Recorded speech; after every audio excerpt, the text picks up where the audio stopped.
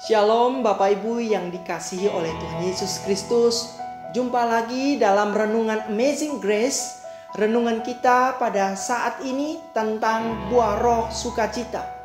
Saudaraku, jika popularitas membuat seseorang dapat memiliki sukacita, namun mengapa Michael Jackson, penyanyi yang terkenal itu, raja pop di seluruh dunia itu, meminum obat tidur hingga overdosis? Jika kekayaan dapat membuat seseorang memiliki sukacita, lalu mengapa saudaraku Adolf Merkel, orang terkaya di Jerman, menabrakkan badannya ke kereta api? Jika kecantikan dan keanggunan dapat membuat seseorang dapat memiliki sukacita, saudaraku, namun mengapa seorang Marilyn Monroe, artis cantik dari Amerika Serikat itu, meminum alkohol dan obat depresi hingga ia overdosis dan meninggal? Jika kehormatan dan jabatan mampu membuat seseorang dapat memiliki sukacita, namun saudaraku, mengapa G. Vargas, presiden dari Brasil itu, menembakkan jantungnya sendiri? Saudaraku, jika dengan kesehatan dapat membuat seseorang memiliki sukacita, namun mengapa saudaraku seorang dokter terkenal dari Perancis yang bernama Thierry Costa, dia bunuh diri akibat sebuah acara di televisi? Saudaraku, realita tersebut membuktikan bahwa dunia tidak dapat memberikan sukacita kekal bagi setiap kita. Justru uniknya, Paulus mengucapkan paradoks yang sangat-sangat beautiful, sangat-sangat indah. Paulus mengatakan, sebagai orang yang berduka cita, namun senantiasa bersuka cita. Inilah keunikan sukacita orang Kristen. Paulus berduka cita tetapi bersuka cita.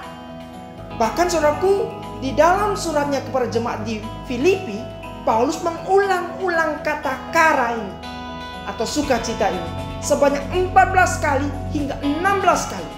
Padahal saudaraku, pada saat itu dia berada di dalam penjara. Dia tidak bisa pergi bermisi, menginjili, memberitakan Injil. Dia terkurung menderita di dalam penjara.